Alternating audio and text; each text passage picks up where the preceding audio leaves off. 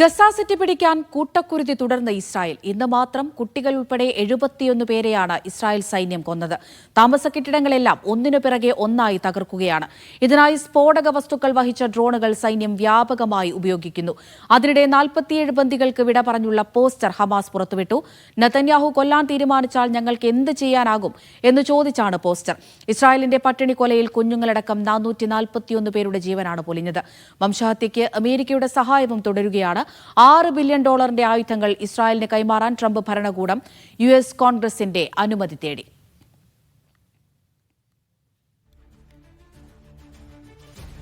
MCA Nasar ദുബൈയിൽ നിന്ന് വിവരങ്ങൾ നൽകാനായി ചേരുന്നുണ്ട്. നാസർ, കഴിഞ്ഞ ദിവസങ്ങളിലൊക്കെ കണ്ടതുപോലെ അതിക്രൂരമായ ആക്രമണങ്ങൾ തുടരുകയാണ് ഇസ്രായേൽ ഇപ്പോഴും. അപ്പോൾ പൂർണ്ണമായും ഹമാസിനെ അവിടെ നിന്ന് ഒഴിപ്പിക്കുക അല്ലെങ്കിൽ ജനങ്ങളെ അവിടെ നിന്ന് ഒഴിപ്പിക്കുക എന്നുള്ള നിലപാടിൽ നിന്ന് ഇസ്രായേൽ പിന്നോട്ടില്ല എന്നുള്ള കാര്യം വ്യക്തമാണ്. ഇപ്പോൾ ഏതൊക്കെ മേഖലകൾ കേന്ദ്രീകരിച്ചാണ് അതിശക്തമായ ആക്രമണം നടക്കുന്നത്? അമൃത, പ്രധാനമായിട്ടും ഗസ സിറ്റി കേന്ദ്രീകരിച്ചുകൊണ്ട് തന്നെയാണ് ആക്രമണം തുടർന്നുകൊണ്ടിരിക്കുന്നത്. കാരണം ഇന്ന് കൊല്ലപ്പെട്ട 71 പേരിൽ ഏതാണ്ട് 60 പേരും കൊല്ലപ്പെട്ടിരിക്കുന്നത് ഗസ സിറ്റിയിൽ തന്നെയാണ്. ഖാൻ യൂനിസ്, ദർബലാഹ് ഉൾപ്പെടെയുള്ള പ്രദേശങ്ങളിലേക്ക് കൂടി ആക്രമണം കൂടുതൽ വ്യാപിപ്പിച്ചിട്ടുണ്ട്. അതോടൊപ്പം തന്നെ കരസേനയുടെ സാന്നിധ്യം ഗസ സിറ്റിയോട് ചേർന്നുള്ള പല ഭാഗങ്ങളിലും കണ്ടതായിട്ടുള്ള റിപ്പോർട്ടുകൾ, ദൃക്സാക്ഷികൾ ഉദ്ധരിച്ചുകൊണ്ട് അന്തർദേശീയ മാധ്യമങ്ങൾ പുറത്തുവിടുന്നുണ്ട്. പക്ഷേ അതിശക്തമായിട്ടുള്ള ചെറുത്തുനിൽപ്പും പല മേഖലകളിലും നേരിടുന്ന ഒരു സാഹചര്യം കൂടിയുണ്ട്. എന്തായാലും അല്പം മുമ്പാണ് ഇന്ന് ഹമാസിൻ്റെതായിട്ടുള്ള ഒരു പോസ്റ്റർ അവർ പുറത്തിറക്കിയിരിക്കുന്നത്. അതിൽ 47 ബന്ദികളുടെ ചിത്രങ്ങളുണ്ട്. അവർക്ക് വിട പറഞ്ഞുകൊണ്ടുള്ള ഒരു ഫെയർവെൽ പിക്ചർ എന്ന അർത്ഥത്തിലാണ് ഈ ചിത്രം പുറത്ത് വിട്ടിരിക്കുന്നത്. കാരണം നെതന്യാഹു ഏതായാലും ഇവരെ കൊല്ലപ്പെടുത്താൻ തീരുമാനിച്ച സാഹചര്യത്തിൽ തങ്ങൾക്കിനി അവരുടെ സുരക്ഷയുമായി ബന്ധപ്പെട്ട് ഒന്നും ചെയ്യാനില്ല എന്ന ഒരു പ്രതികരണത്തോടു കൂടിയാണ് ആ പോസ്റ്റർ പുറത്തിറക്കിയിരിക്കുന്നത്. ഈ 47 പേരിൽ എത്ര പേർ ഇപ്പോൾ ജീവിച്ചിരിപ്പുള്ള ബന്ദികളുണ്ട് എന്ന കാര്യത്തിൽ വ്യക്തതയില്ല. അക്കാര്യം ഈ പോസ്റ്ററിൽ സൂചിപ്പിച്ചിട്ടുമില്ല. ഈ ഒരു പോസ്റ്റർ കൂടി പുറത്തു വന്നതോടുകൂടി ജെറൂസലമിലും തെല്ലവീവിലും ഹൈഫയിലുമൊക്കെ വലിയ തോതിലുള്ള പ്രക്ഷോഭങ്ങൾ തുടർന്നുകൊണ്ടിരിക്കുന്നുണ്ട്. എത്രയും പെട്ടെന്ന് യുദ്ധം അവസാനിപ്പിക്കേണ്ടതുണ്ട്. കാരണം ഈ യുദ്ധം നീട്ടിക്കൊണ്ടുപോകുക എന്നത് നെതന്യാഹുവിന്റെ മാത്രം ഒരു രാഷ്ട്രീയ താല്പര്യമാണ്. ഇസ്രായേലി സമൂഹത്തെ സംബന്ധിച്ചിടത്തോളം ഈ യുദ്ധം എത്രയും മുമ്പേ തന്നെ നിർത്തേണ്ട ഒന്നായിരുന്നു. ഈ ബന്ദികളുടെ ജീവൻ പണയപ്പെടുത്തിക്കൊണ്ടുള്ള ഒരു നീക്കത്തിനും തങ്ങളില്ല.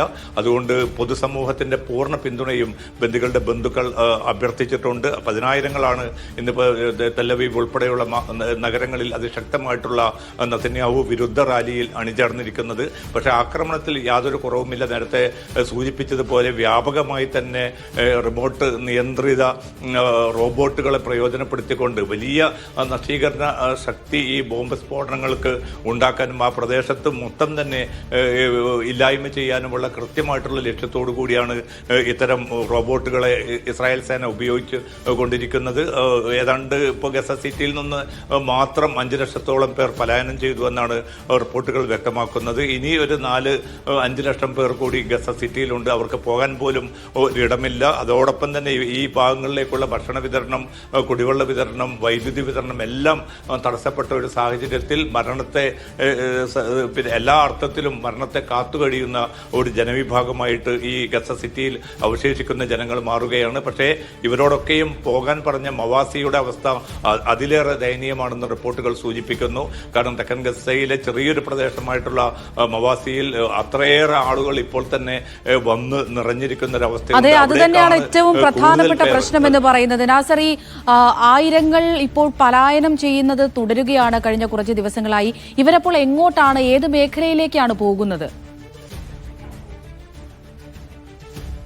അവിടുത്തെ ഇതിൽ പിന്നെ ഇസ്രായേൽ നിർദ്ദേശിച്ചു കൊടുത്തിരിക്കുന്ന ഒരൊറ്റ കേന്ദ്രം മാത്രമാണുള്ളത്. അത് തെക്കൻ ഗസയിലെ മവാസി കേന്ദ്രമാണ്. ആ മവാസി എന്ന് ഞാൻ നേരത്തെ സൂചിപ്പിച്ചതുപോലെ വളരെ ചെറിയൊരു പ്രദേശത്തേക്കാണ് ഇപ്പോൾ ലക്ഷങ്ങൾ, കാരണം ഇത് വടക്കൻ ഗസയുടെ പല ഭാഗത്തു നിന്ന് ഗസ സിറ്റിയിൽ നിന്നൊക്കെ ആളുകൾ പലായനം ചെയ്യുന്നു. പക്ഷെ അവർ ഉൾക്കൊള്ളാൻ പറ്റാത്ത വിധത്തിൽ പിന്നെ ജനസാന്ദ്രത അത്രയേറെ വർദ്ധിച്ച ഒരു കേന്ദ്രമായിട്ട് ഇവിടെ മാറിയിരിക്കുന്നു. ഈ ഭാഗങ്ങളിലേക്കും ആക്രമണം തുടരുന്നു എന്നതാണ് പിന്നെ നാം ശ്രദ്ധിക്കേണ്ട ഒരു വസ്തുത. എന്നുള്ളത്. അത് മാത്രമല്ല ഈ രക്ഷപ്പെട്ട് പ്രാണരക്ഷാർത്ഥം ഓടുന്ന മനുഷ്യരെയും അതിൽ കുട്ടികളും സ്ത്രീകളും ഒക്കെയുണ്ട്. അവർക്കെതിരെയും ഇന്ന് പല ഘട്ടങ്ങളിലായിട്ട് വെടിവെപ്പ് നടന്നു. അതിൽ നിരവധി കുട്ടികൾ മരണപ്പെട്ടതായിട്ടുള്ള റിപ്പോർട്ടുകൾ കൂടി പുറത്തു വരുന്നുണ്ട്. അപ്പോൾ എല്ലാ നിലക്കും ഈ കെട്ടിടങ്ങളും പിന്നെ വസ്തുവകകളും പിന്നെ തകർക്കുക എന്നത് മാത്രമല്ല, ഈ മനുഷ്യരാശിയെ ഒന്നടങ്കം തന്നെ പിന്നെ ഉന്മൂലനം ചെയ്യുക എന്ന കൃത്യമായിട്ടുള്ള ആസൂത്രിതമായിട്ടുള്ള വംശഹത്യ തന്നെയാണ് ഇന്നത്തെ സൈനിക നടപടികളൊക്കെയും നാം മനസ്സിലാക്കുന്നത്. അത്തരമൊരു നീക്കത്തിൽ തന്നെയാണ് ഇസ്രായേൽ സേന ഏർപ്പെട്ടിരിക്കുന്നത്. ഏതെങ്കിലും അർത്ഥത്തിൽ ഈ ജനങ്ങൾക്ക് ഉപകരിക്കുമാറുള്ള സംവിധാനങ്ങൾ, കുടിവെള്ളമോ ഭക്ഷണമോ മറ്റു വിതരണത്തിനുള്ള ഒരു സംവിധാനവും ഇല്ല. ഈ തീരദേശത്തോട് ചേർന്നുള്ള ആ റോഡ് പൂർണ്ണമായി തന്നെ ഈ പ്രയാണം ചെയ്യുന്ന ആളുകളെ കൊണ്ട് നിറഞ്ഞിരിക്കുകയാണ്. ശ്മശാനത്തിൽ വരെ പിന്നെ താൽക്കാലിക ടെന്റുകൾ പണിയാനുള്ള സംവിധാനം പോലും ഇല്ല എങ്കിൽ പോലും അവിടെയും ആയിരങ്ങൾ ചേക്കേറുന്ന ഏറ്റവും ഭേദകമായിട്ടുള്ള ഒരു അവസ്ഥയിലൂടെ തന്നെയാണ് ഇന്നത്തെ ദിവസവും കടന്നു പോകുന്നത്. അമൃത.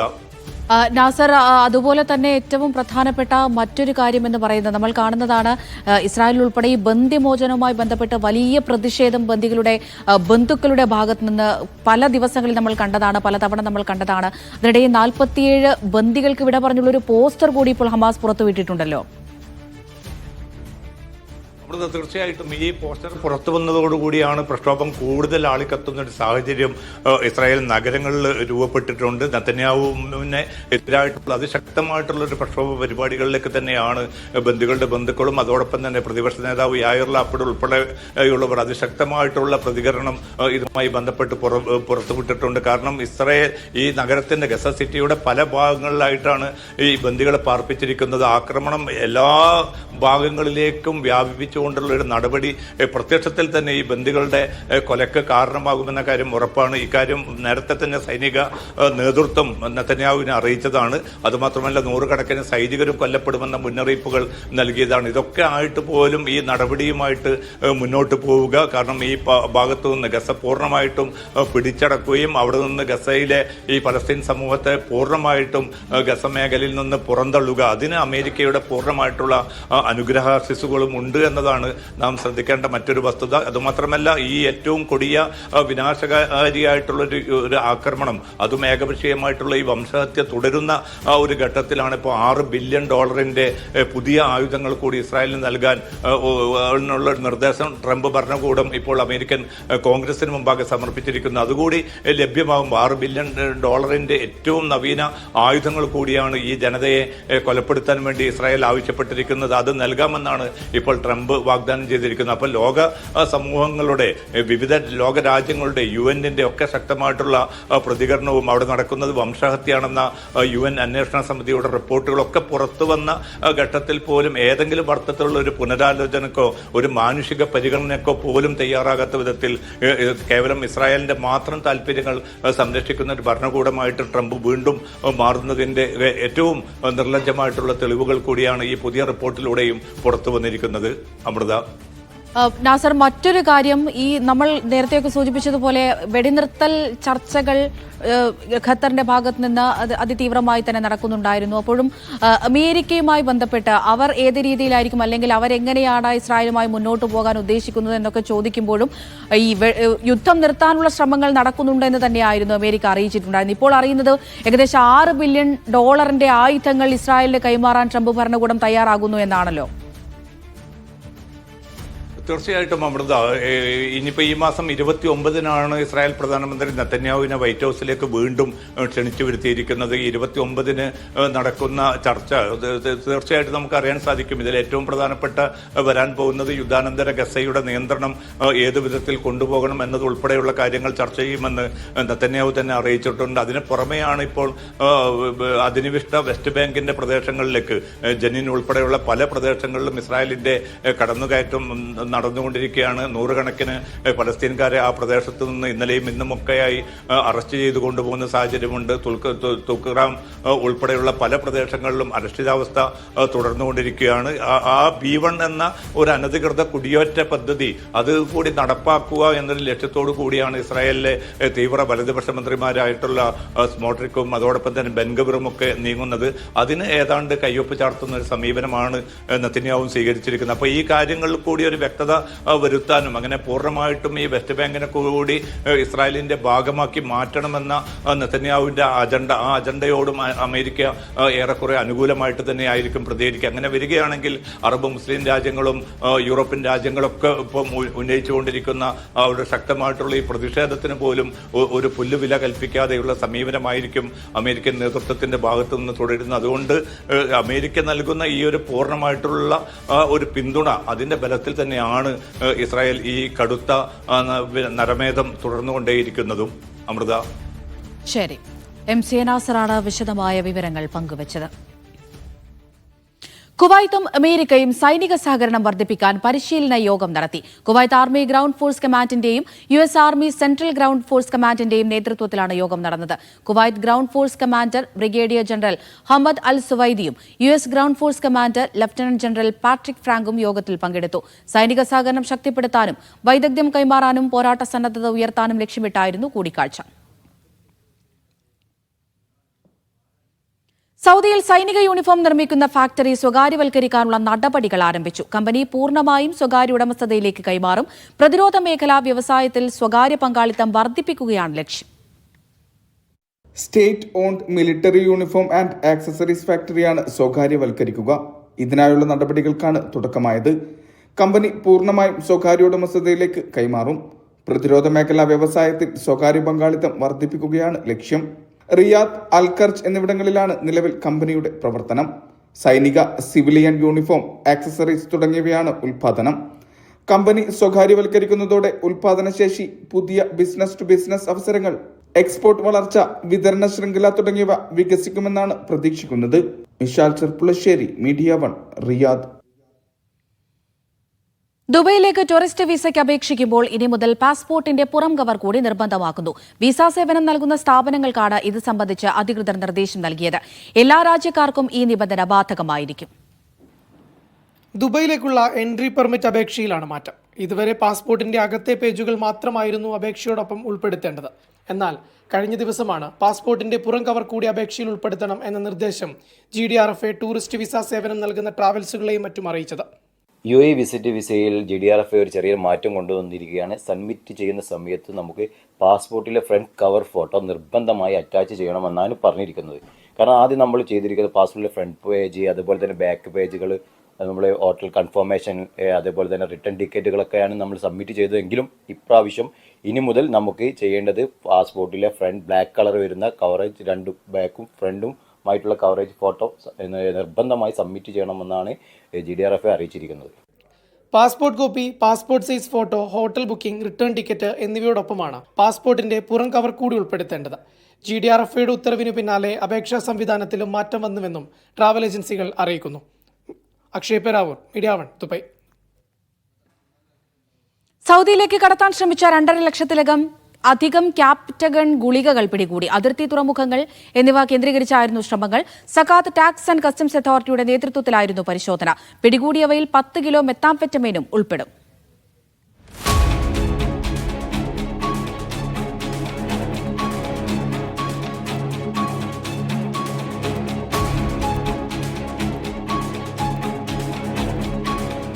$2,61,000 ക്യാപ്റ്റഗൺ ഗുളികകൾ, 9.8 കിലോ ഷാബു അഥവാ മെത്താംഫെറ്റമൈനുമാണ് പിടികൂടിയത്. ഇവ പിടികൂടിയത് 4 ഇടങ്ങളിലെ പരിശോധനയിൽ നിന്നാണ്. മയക്കുമരുന്ന് സൗദിയിലേക്ക് കടത്താൻ ശ്രമിക്കവെയായിരുന്നു സക്കാത്ത് ടാക്സ് ആൻഡ് കസ്റ്റംസ് അതോറിറ്റിയുടെ വലയിലായത്. ജിദ്ദയിലെ King Abdul Aziz international airport, Duba തുറമുഖം, അൽബാത്ത അതിർത്തി എന്നിവിടങ്ങളിൽ നിന്നായാണ് പിടികൂടിയത്. മയക്കുമരുന്ന് സ്വീകരിക്കാനെത്തിയ 3 പേരും പിടിയിലായി. ദുബ തുറമുഖത്ത് നിന്ന് 50,000 ക്യാപ്റ്റഗൺ ഗുളികകളും, ജിദ്ദ എയർപോർട്ടിൽ നിന്ന് 20,200 ഗുളികകളും, അൽബാത്ത അതിർത്തിയിൽ നിന്ന് 1,92,000 ഗുളികകളുമാണ് പിടികൂടിയത്. 9.8 കിലോ ഷാബുവും കണ്ടെത്തുന്നത് അൽബാത്ത അതിർത്തിയിൽ നിന്നാണ്. മയക്കുമരുന്നുകൾക്കെതിരെ കർശന നടപടികളാണ് രാജ്യം സ്വീകരിക്കുന്നത്. പിടിയിലാകുന്നവർ ദയ തീരെ പ്രതീക്ഷിക്കേണ്ടതില്ലെന്നും മുന്നറിയിപ്പുണ്ട്. Vishal Cherpulassery, media 1, Riyadh. ജിദ്ദയിലെ വെള്ളക്കെട്ട് തടയാനായി ഡാമുകൾ നിർമ്മിക്കാനൊരുങ്ങി പരിസ്ഥിതി മന്ത്രാലയം. പഠനത്തിന്റെ ഭാഗമായി ഫീൽഡ് സന്ദർശനങ്ങൾ പൂർത്തിയായി. 5 പ്രദേശങ്ങളിൽ ഡാമുകൾ പണിയാനാണ് പദ്ധതി. ജിദ്ദയിലേക്ക് എത്തുന്ന മഴവെള്ളപ്പാച്ചിൽ അവസാനിപ്പിക്കുകയാണ് ലക്ഷ്യം. മഴ പെയ്താൽ ജിദ്ദയിൽ ഗതാഗത തടസ്സവും പ്രളയവും പതിവാണ്. മുനിസിപ്പാലിറ്റി കീഴിൽ മണിക്കൂറുകളെടുത്താണ് ഇവ പരിഹരിക്കാറുള്ളത്. ഇതിനെ നേരിടാനാണ് പരിസ്ഥിതി ജല കൃഷി മന്ത്രാലയത്തിന്റെ നീക്കം. അസ്ഫാൻ ഉൾപ്പെടെ ജിദ്ദയുടെ വടക്കൻ പ്രദേശങ്ങളിൽ 5 ഡാമുകളും ചെക്ക് ഡാമുകളും നിർമ്മിക്കും. പഠനത്തിന്റെ ഭാഗമായി മന്ത്രാലയത്തിന് കീഴിൽ ഫീൽഡ് സന്ദർശനങ്ങൾ ഇതിനകം പൂർത്തിയാക്കി. മഴക്കെടുതിയുണ്ടായാൽ നേരിട്ട് ഭീഷണിയാകുന്ന നഗരപ്രദേശങ്ങൾ കണ്ടെത്തി പഠനം നടത്തുന്നതിനാണ് സന്ദർശനം. നിലവിലുള്ള അണക്കെട്ടുകൾ പരിശോധിക്കുന്നതിനും പ്രളയ അപകടങ്ങൾ കുറയ്ക്കുന്നതിനും മന്ത്രാലയത്തിന് കീഴിൽ പ്രത്യേക ടീമിനെ നിശ്ചയിച്ചിട്ടുണ്ട്. വിഷൻ 2030ന്റെ ലക്ഷ്യമായ രാജ്യത്തെ അടിസ്ഥാന സൗകര്യങ്ങൾ മെച്ചപ്പെടുത്തുന്നതിന്റെ ഭാഗമായാണ് നടപടികൾ. Sabith Saleem, media 1, Jeddah. UAEയുടെ ഡ്രോൺ നിർമ്മാണ രംഗത്ത് നാഴികക്കല്ലാകാൻ പോകുന്ന ഹെലി എന്ന കാർഗോ ഡ്രോൺ പ്രദർശിപ്പിച്ച് അബുദാബി മൊബിലിറ്റി. 250 കിലോഗ്രാം വരെ ഭാരം വഹിച്ച് 300 കിലോമീറ്റർ വരെ സഞ്ചരിക്കാൻ കഴിയും എന്നതാണ് ഇതിന്റെ പ്രത്യേകത. അബുദാബിയുടെ പാഴ്സൽ ഡ്രോൺ ട്രയലിനിടെയാണ് ഹെലിയുടെ നിർമ്മാണം പ്രദർശിപ്പിച്ചത്. വലിയ ഭാരം വഹിച്ച് ദീർഘദൂരം സഞ്ചരിക്കാൻ കഴിയും എന്നത് തന്നെയാണ് ഹെലിയെ വ്യത്യസ്തമാക്കുന്നത്. ഒപ്പം ഹെലികോപ്റ്ററുകൾ പോലെ റൺവേ ഇല്ലാതെ നേരെ മുകളിലേക്ക് പറന്നുയരാനും താഴെ ഇറങ്ങാനും ഇവയ്ക്ക് കഴിയും. ഇതിനായി ഹൈബ്രിഡ് സാങ്കേതിക വിദ്യയും ചേരുന്നതാണ് ഹെലി. ഫ്യൂവൽ എഞ്ചിനു പുറമെ ആവശ്യമുള്ള ഘട്ടങ്ങളിൽ ഇലക്ട്രിക് മോട്ടോറുകൾ ഉപയോഗിച്ച് പറക്കാനും ഇതിന് സാധിക്കും. ഓട്ടോണമസ് ഏരിയൽ ലോജിസ്റ്റിക്സിൽ വൈദഗ്ധ്യമുള്ള അബുദാബി ആസ്ഥാനമായ ലോഡ് ഓട്ടോണമസ് എന്ന കമ്പനിയാണ് ഹെലി എന്ന കാർഗോ ഡ്രോൺ നിർമ്മിക്കുന്നത്. മുനിസിപ്പാലിറ്റിയുടെയും ഗതാഗത വകുപ്പിന്റെയും സഹകരണത്തിൽ സ്ഥാപിച്ച ഇന്റഗ്രേറ്റഡ് ട്രാൻസ്പോർട്ട് സെന്ററിന്റെ മേൽനോട്ടത്തിലാണ് നിർമ്മാണം. കഴിഞ്ഞ ദിവസമാണ് അബുദാബി ഡ്രോൺ പാഴ്സൽ ഡെലിവറി പരീക്ഷിച്ചത്. ഇതിനിടയിൽ അബുദാബി മൊബിലിറ്റി ഉദ്യോഗസ്ഥർ ഹെലിയുടെ നിർമ്മാണം വിലയിരുത്തിയിരുന്നു.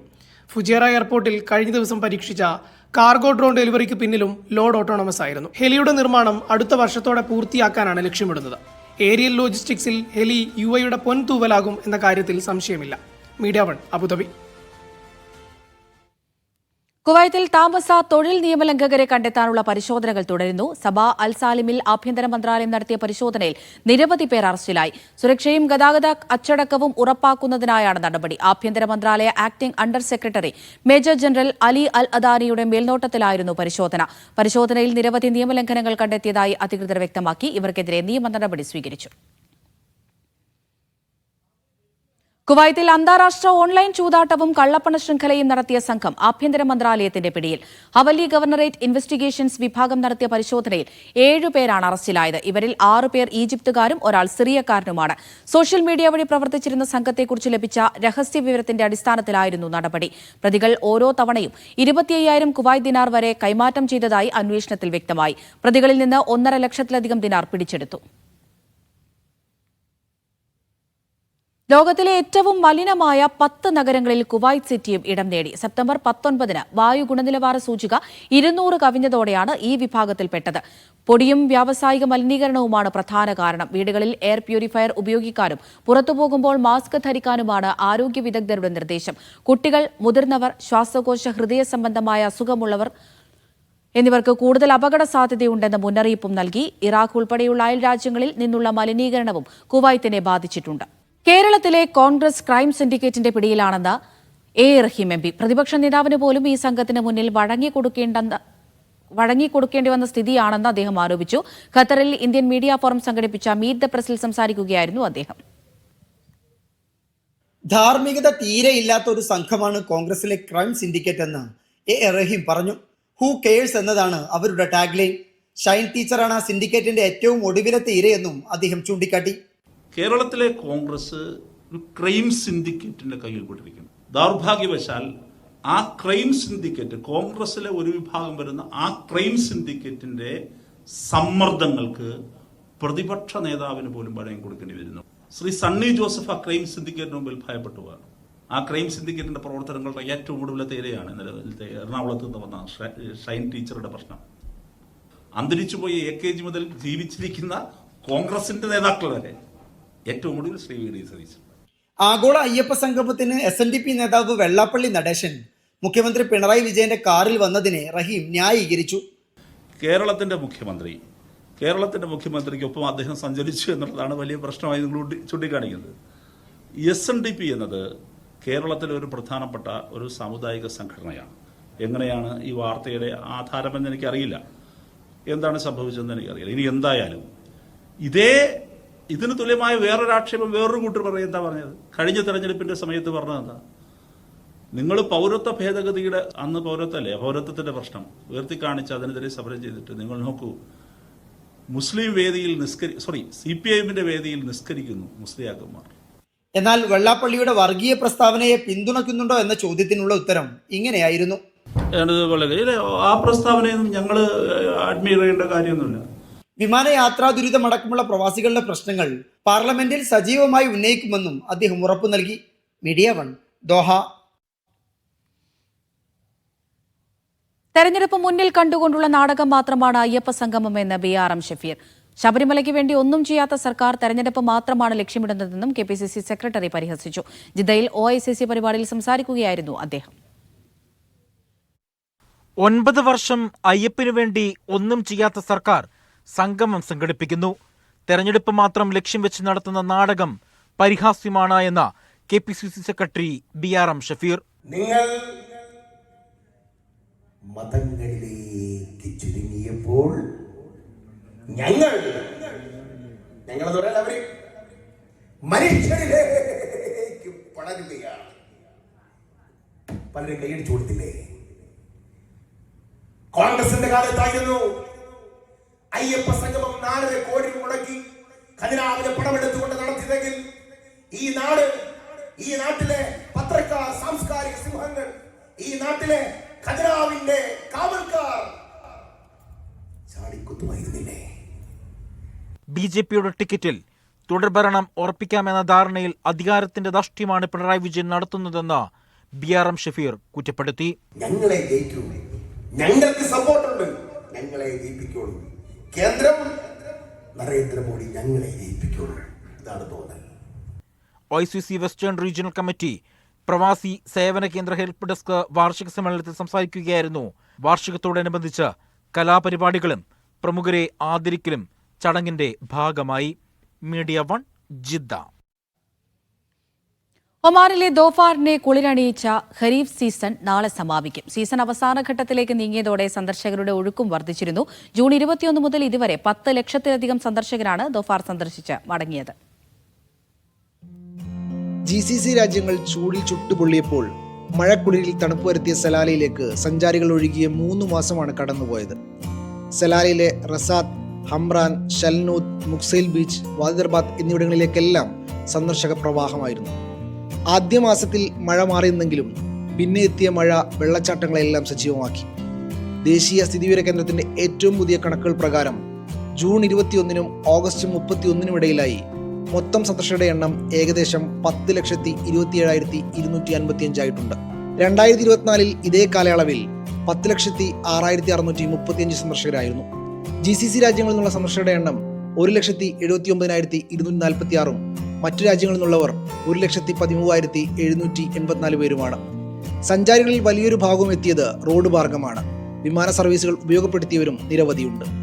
ചൂട് ശക്തമായ മസ്കത്ത്, അൽ-ഉസ്ത, ബുറൈമി, ബാത്തിന മേഖലയിൽ നിന്നാണ് ഒമാനിൽ നിന്ന് കൂടുതൽ പേർ എത്തിയത്. UAE, സൗദി അറേബ്യ, ഖത്തർ തുടങ്ങിയ GCC രാജ്യങ്ങളിൽ നിന്നാണ് രാജ്യത്തിന് പുറത്തുനിന്നുള്ള സഞ്ചാരികളിൽ ഏറെയും എത്തിയത്. Media 1 Muscat. ഒമാനിലെ പ്രമുഖ സ്ഥാപനമായ അൽഫിദാൻ സെറാമിക്സിന്റെ ഒമാനിലെ 14ാമത് ബ്രാഞ്ച് സലാലയിൽ പ്രവർത്തനം ആരംഭിച്ചു. ഉദ്ഘാടന ചടങ്ങിൽ commerce and industry director general മുഖ്യാതിഥിയായിരുന്നു.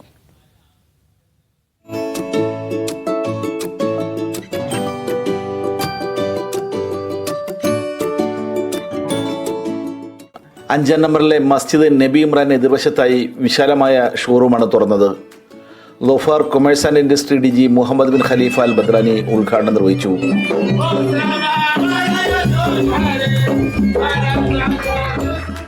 അൽഫിദാൻ group chairman Najeeb CP, Dhofar മുൻ governor Alawi Afeed, doctor Sandeep Ojha, father Tinus Kuriya, Babu Kuttiadi തുടങ്ങി പ്രത്യേക ക്ഷണിതാക്കളും ചടങ്ങിൽ സംബന്ധിച്ചു. സെറാമിക്സിന്റെ വിപുലമായ കളക്ഷനാണ് ഇവിടെ ഒരുക്കിയിരിക്കുന്നതെന്ന് മാനേജ്മെന്റ് പറഞ്ഞു. ഞങ്ങൾ ലോകോത്തര ബ്രാൻഡുകളുടെ ഒരുപാട് ഡിസൈനുകളുമായിട്ട് 1000-ന് മേലെ ഡിസൈനുകളായിട്ടാണ് ഞങ്ങൾ സലാലയിലെ പുതിയ 1500 സ്ക്വയർ മീറ്ററോളം വരുന്ന പുതിയ ഷോറൂമിന്റെ ഉദ്ഘാടനം നടന്നിരിക്കുന്നത്. ഞങ്ങളുടെ ഓൺ ബ്രാൻഡായ ബിയാങ്ക ലക്ഷറി ഞങ്ങളുടെ കസ്റ്റമർക്ക് വേണ്ടി ഞങ്ങൾ പ്രൊവൈഡ് ചെയ്യുന്നത് 10 വർഷത്തെ റീപ്ലേസ്മെന്റ് വാറന്റിയോടുകൂടി ക്വാളിറ്റിയോടും ഒരുപാട് കളക്ഷൻസ് ലൈവ് അപ്ഡേറ്റ് ആയിട്ടുള്ള ഒമാനിലും മറ്റുള്ള GCC കൺട്രികളിലും ഇതുവരെ കാണാത്ത ഒരുപാട് ലൈവ് ഡിസൈനുകളായിട്ടാണ് ഞങ്ങൾ ബിയാങ്ക ലക്ഷറിയെ സലാല ഇൻട്രൊഡ്യൂസ് ചെയ്യുന്നത്. ഉദ്ഘാടന ചടങ്ങിൽ Alfidan general manager Govind, director Shabeel, മാനേജർമാരായ ആഷിഖ് റഹ്മാൻ, സ്വാലിഹ് എന്നിവരും സംബന്ധിച്ചു.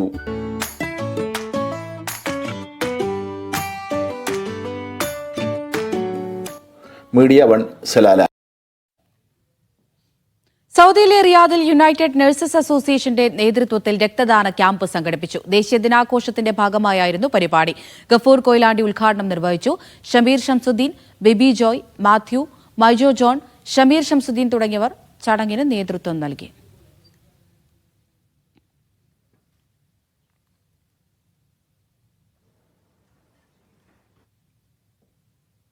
മലപ്പുറം തിരൂരങ്ങാടി സ്വദേശി സൗദിയിലെ റിയാദിൽ മരിച്ചു. 65 വയസ്സുള്ള സോമസുന്ദരനാണ് മരിച്ചത്.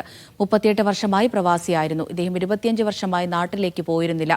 അടുത്ത മാസം നാട്ടിൽ പോകാനിരിക്കവെയാണ് സുലയിൽ വെച്ച് മരണപ്പെട്ടത്. റിയാദ് KMCC വെൽഫെയർ വിങ്ങിന്റെ നേതൃത്വത്തിൽ നടപടികൾ പൂർത്തിയാക്കി വരികയാണ്.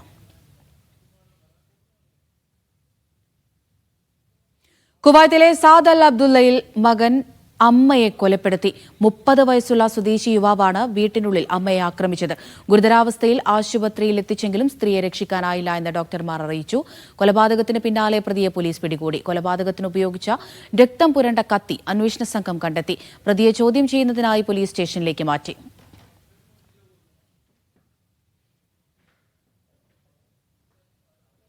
ജനാധിപത്യ പ്രക്രിയയുടെ വിശ്വാസ്യത ഉറപ്പാക്കാൻ തെരഞ്ഞെടുപ്പ് കമ്മീഷന് ബാധ്യതയുണ്ടെന്ന് മുൻ Indian chief election commissioner SY Qureshi. പ്രതിപക്ഷത്തിന്റെ ആശങ്കകൾ പരിഹരിക്കപ്പെടണമെന്നും അദ്ദേഹം പറഞ്ഞു. ദോഹയിൽ നടന്ന സംവാദത്തിൽ സംസാരിക്കുകയായിരുന്നു അദ്ദേഹം. OICC INCAS Qatar central committee സംഘടിപ്പിച്ച സംവാദത്തിലാണ് SY ഖുറേഷി ഇന്ത്യൻ ജനാധിപത്യത്തെക്കുറിച്ച് വിശദമായി സംസാരിച്ചത്. രാജ്യത്തെ ജനാധിപത്യത്തിന്റെ അടിസ്ഥാനം തെരഞ്ഞെടുപ്പാണ്. അതിൽ അവിശ്വാസമുണ്ടായിക്കൂടാ. പ്രതിപക്ഷ പാർട്ടികളുടെ ആശങ്കകളെ കമ്മീഷൻ ഗൗരവത്തോടെ പരിഗണിക്കണം.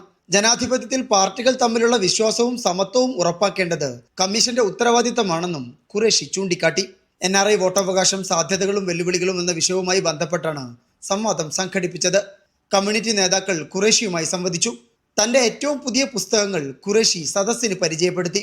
Programme committee chairman Juttas Paul പരിപാടി ഉദ്ഘാടനം ചെയ്തു. ജീസ് ജോസഫ്, ശ്രീജിതസ് നായർ, ജോൺ ഗിൽബർട്ട്, നാസർ വടക്കേക്കാട് തുടങ്ങിയവർ സംസാരിച്ചു. Media 1 Doha. കേരള നിയമസഭയുടെ മുൻ സ്പീക്കർ KM സീതി സാഹിബിന്റെ പേരിലുള്ള അവാർഡുകൾ കുവൈത്ത് KMCC തൃശൂർ ജില്ലാ കമ്മിറ്റി പ്രഖ്യാപിച്ചു. ആരോഗ്യമേഖലയിലെ പ്രവർത്തനങ്ങൾക്ക് ഡോക്ടർ മുസ്തഫ സയ്യിദ് അഹമ്മദ് അൽ മൗസവിക്കും, ജീവകാരുണ്യ രംഗത്ത് ഡോക്ടർ ബോബി ചെമ്മണൂർ, ബിസിനസ് മേഖലയിൽ സിഷോർ മുഹമ്മദ് അലി എന്നിവർക്കും അവാർഡ് ലഭിച്ചു. പുരസ്കാരങ്ങൾ ഒക്ടോബർ 3 നടക്കുന്ന KMCC തൃശൂർ ജില്ലാ സമ്മേളനത്തിൽ സമ്മാനിക്കുമെന്ന് ഭാരവാഹികൾ അറിയിച്ചു.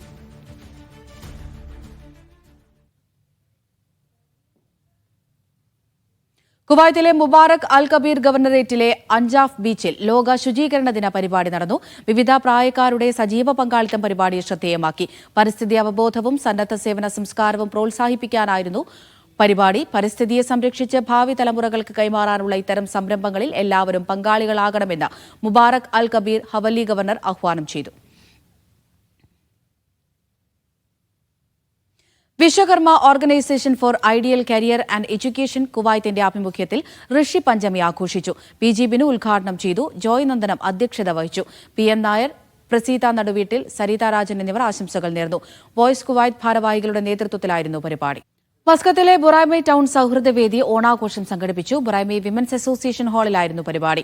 പൂക്കളവും നാടൻ വിഭവങ്ങളുടെ സൗഹൃദവേദി കുടുംബാംഗങ്ങൾ തയ്യാറാക്കിയ ഓണസദ്യയും കലാപരിപാടികളും വിവിധ ഇനം കലാകായിക മത്സരങ്ങളും ആഘോഷത്തിന് മാറ്റുകൂട്ടി. ബുറായ്മയുടെ വിവിധയിടങ്ങളിലുള്ളവർ പരിപാടിയിൽ പങ്കാളികളായി.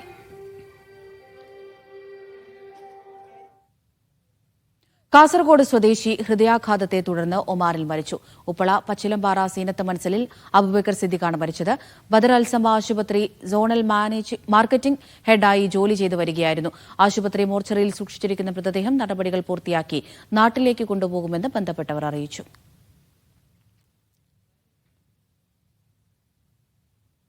ബഹ്റൈനിലെ റോഡുകളിൽ വാഹനം ഓടിക്കുന്നവർ പ്രകോപനപരമായ പെരുമാറ്റങ്ങളും ദേഷ്യവും നിയന്ത്രിക്കണമെന്ന് നിർദ്ദേശം. ശ്രദ്ധിച്ചും സമാധാനപരമായും വാഹനം ഓടിക്കണമെന്നാണ് അധികൃതരുടെ മുന്നറിയിപ്പ്. അപകടമുണ്ടാകുമ്പോഴും മറ്റും ക്ഷമയില്ലാതെ ഡ്രൈവർമാർ പെരുമാറുന്ന സംഭവങ്ങൾ വർദ്ധിക്കുന്ന സാഹചര്യത്തിലാണ് മുന്നറിയിപ്പ്. അടുത്തിടെ വാക്കേറ്റത്തെ തുടർന്നുണ്ടായ സംഘർഷത്തിൽ ഒരു ബഹ്റൈൻ സ്വദേശിക്ക് ഗുരുതരമായി പരിക്കേറ്റിരുന്നു. ഇതിന്റെ പശ്ചാത്തലത്തിലാണ് നിർദ്ദേശം. ലഹരിമരുന്ന് കടത്ത് കേസിൽ 30-കാരിയായ വനിതയ്ക്ക് ബഹ്റൈനിൽ തടവ് ശിക്ഷ. ജീവപര്യന്തം തടവും 5000 ദിനാർ പിഴയുമാണ് ഹൈക്രിമിനൽ കോടതി ശിക്ഷ വിധിച്ചത്. സ്വന്തം അപ്പാർട്ട്മെന്റ് ലഹരിമരുന്ന് വിൽപ്പനയുടെയും ഉപയോഗത്തിന്റെയും കേന്ദ്രമാക്കി മാറ്റിയതിനാണ് ശിക്ഷ. പിടിച്ചെടുത്ത എല്ലാ ലഹരി വസ്തുക്കളും കണ്ടുകെട്ടാനും കോടതി ഉത്തരവിട്ടു. ബഹ്റൈൻ ഫ്രണ്ട്സ് സ്റ്റഡീസ് സർക്കിൾ സംഘടിപ്പിക്കുന്ന പ്രവാചകൻ നീതിയുടെ സാക്ഷ്യം എന്ന ക്യാമ്പയിനിന്റെ ഭാഗമായി മനാമ ഏരിയ പൊതുസമ്മേളനം സംഘടിപ്പിച്ചു. സിഞ്ചിലെ ഫ്രണ്ട്സ് സെന്ററിൽ നടന്ന പരിപാടിയിൽ ജമാൽ നദ്വി ഇരിങ്ങൽ പ്രഭാഷണം നടത്തി. മുഹമ്മദ് മുഹിയുദ്ദീൻ അധ്യക്ഷത വഹിച്ച പരിപാടിയിൽ മുഹമ്മദ് ഷാജി അസ്ലം വേളം എന്നിവർ സംസാരിച്ചു. ഇന്ത്യയിൽ നിന്ന് ലഹരി കലർന്ന മരുന്നെത്തിച്ചതിന് UAE-യിലെ ഫുജൈറയിൽ 2 പ്രവാസികൾക്ക് ജീവപര്യന്തം തടവ്. വെറും 5000 രൂപ വിലയുള്ള മരുന്നാണ് രണ്ടുപേർക്കും വിനയായത്. കഴിഞ്ഞ ജൂണിൽ ഫുജൈറ വിമാനത്താവളത്തിലാണ് മരുന്നുമായി എത്തിയ യുവാവ് പിടിയിലാകുന്നത്. ഗ്യാസിനുള്ള മരുന്ന് എന്ന പേരിൽ സുഹൃത്ത് ആവശ്യപ്പെട്ടത് പ്രകാരം ഇയാൾ നാട്ടിൽ നിന്ന് എത്തിച്ചതായിരുന്നു മരുന്ന്.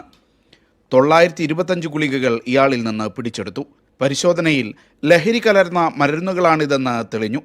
അടുത്ത ദിവസം ഇയാൾക്ക് യാത്രാ ചെലവും പണവും നൽകി മരുന്ന് കൊണ്ടുവരാൻ ആവശ്യപ്പെട്ടയാൾ നാട്ടിലേക്ക് രക്ഷപ്പെടാൻ ശ്രമിക്കവേ ദുബൈയിൽ അറസ്റ്റിലായി. ലൈംഗിക ഉത്തേജനത്തിനുള്ള മരുന്നെന്നാണ് ഇയാൾ നൽകിയ മൊഴി. മരുന്നിലെ ലഹരിയെക്കുറിച്ച് അറിയില്ലെന്ന് പ്രതികൾ വാദിച്ചെങ്കിലും കോടതി പരിഗണിച്ചില്ല. രണ്ടുപേർക്കും ഫുജൈറ കോടതി ജീവപര്യന്തം തടവ് വിധിച്ചു. Media 1 Fujairah. ബഹ്റൈനിൽ ടാക്സിക്ക് 3 അംഗീകൃത ഡ്രൈവർമാർ വരെ ഉണ്ടാകാമെന്ന പുതിയ പരിഷ്കാരം നിലവിൽ വരുമെന്ന് ഗതാഗത മന്ത്രാലയം. ബഹ്റൈനി ടാക്സി ഡ്രൈവർമാരുടെ ഏറ്റവും അടുത്ത ബന്ധുക്കൾക്ക് അസിസ്റ്റന്റ് ഡ്രൈവർമാരായി ഒരേ വാഹനത്തിൽ നിയമനം നൽകും. തുടർച്ചയായ ടാക്സി സേവനം ഉറപ്പാക്കുക, പൗരന്മാർക്ക് കൂടുതൽ സൗകര്യങ്ങൾ ഒരുക്കുക, ഈ മേഖലയിൽ കുടുംബാംഗങ്ങളുടെ പങ്കാളിത്തം വർദ്ധിപ്പിക്കുക എന്നിവയാണ് പുതിയ നിയമത്തിന്റെ ലക്ഷ്യം.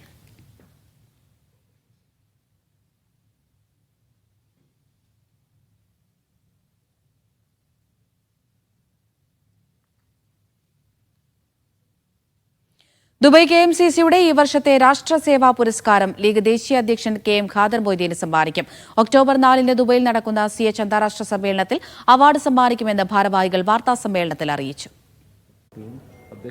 CHന്റെ ഓർമ്മയ്ക്കായി ദുബൈ KMCC കോഴിക്കോട് ജില്ലാ കമ്മിറ്റിയാണ് എല്ലാ വർഷവും രാഷ്ട്രസേവാ പുരസ്കാരം സമ്മാനിക്കുന്നത്. മുസ്ലിം ലീഗ് ദേശീയ പ്രസിഡന്റ് കൂടിയായ തമിഴ്നാട് നേതാവ് KM ഖാദർ മൊയ്തീനെയാണ് ഇക്കുറി അവാർഡിന് തിരഞ്ഞെടുത്തത്. ജൂറി അംഗമായ ലീഗ് ദേശീയ സെക്രട്ടറി CK സുബൈർ അവാർഡ് പ്രഖ്യാപനം നടത്തി. ഖാദർ മൊയ്തീൻ സാഹിബ് ഇന്ന് തമിഴ്നാടിന്റെ ഏറ്റവും ഡിസ്റ്റിംഗ്വിഷ്ഡ് തമിഴ് പേഴ്സണാലിറ്റി എന്നുള്ള അഗൈസാൽ തമിഴർ എന്നുള്ള അവാർഡിന്, ഗവൺമെന്റിന്റെ ഏറ്റവും വലിയ അവാർഡിന് അർഹനായിട്ടുള്ള ആളാണ്. 1 ലക്ഷം രൂപയും പ്രശസ്തി പത്രവും അടങ്ങുന്നതാണ് അവാർഡ്. ഒക്ടോബർ 4-ന് ദുബൈ ഇറാനിയൻ ക്ലബിൽ നടക്കുന്ന CH ഇന്റർനാഷണൽ സമ്മിറ്റിലാണ് പുരസ്കാരം കൈമാറുക. ചടങ്ങിൽ സാദിഖ് അലി ശിഹാബ് തങ്ങൾ, PK കുഞ്ഞാലിക്കുട്ടി, രമേശ് ചെന്നിത്തല, KM ഷാജി തുടങ്ങിയവർ പങ്കെടുക്കും. ലീഗ് ദേശീയ assistant secretary Faisal Babu, jury അംഗം സൽമാൻ ഇബ്രാഹിം, ദുബൈ KMCC ഭാരവാഹികളായ ഡോക്ടർ അൻവർ അമീൻ, KP മുഹമ്മദ്, ജലീൽ മഷ്ഹൂർ തങ്ങൾ, നജീബ് തച്ചമ്പൊയിൽ തുടങ്ങിയവർ വാർത്താ സമ്മേളനത്തിൽ പങ്കെടുത്തു. Media 1 Dubai. അറ്റകുറ്റപ്പണികൾക്കായി അടച്ചിട്ടിരുന്ന ലുസൈൽ ബോളേവാർഡ് സ്ട്രീറ്റ് വീണ്ടും തുറന്നു. ലുസൈൽ ബോളേവാർഡ് റോഡ് നവീകരിച്ചതായും എല്ലാവരെയും സ്വാഗതം ചെയ്യാൻ തയ്യാറായതായും ലുസൈൽ സിറ്റി അധികൃതർ സമൂഹമാധ്യമങ്ങൾ വഴി അറിയിച്ചു. സന്ദർശകരുടെ തുടർച്ചയായ സഹകരണത്തിന് നന്ദിയും അറിയിച്ചു. ആഗസ്റ്റ് 9 മുതലാണ് ബോളേവാർഡ് അറ്റകുറ്റപ്പണികൾക്കായി അടച്ചിട്ടത്. കുവൈത്തിലെ കണ്ണൂർ ജില്ലക്കാരുടെ കൂട്ടായ്മയായ friends of Kannur expats association Fahaheel സോണലിന്റെ നേതൃത്വത്തിൽ കണ്ണൂർ ഓണം 2025 ആഘോഷിച്ചു. മംഗഫ് അൽ നജാത്ത് സ്കൂളിൽ വെച്ച് നടന്ന ഓണാഘോഷത്തിൽ 600-ലധികം പേർ പങ്കെടുത്തു. ബിജു ആന്റണിയുടെ അധ്യക്ഷതയിൽ നടന്ന ചടങ്ങ് ലിജീഷ് പി ഉദ്ഘാടനം ചെയ്തു. ഹരിപ്രസാദ്, ഹനിൽ കേളോത്ത്, എൽദോ ബാബു തുടങ്ങിയവർ ആശംസകൾ നേർന്നു.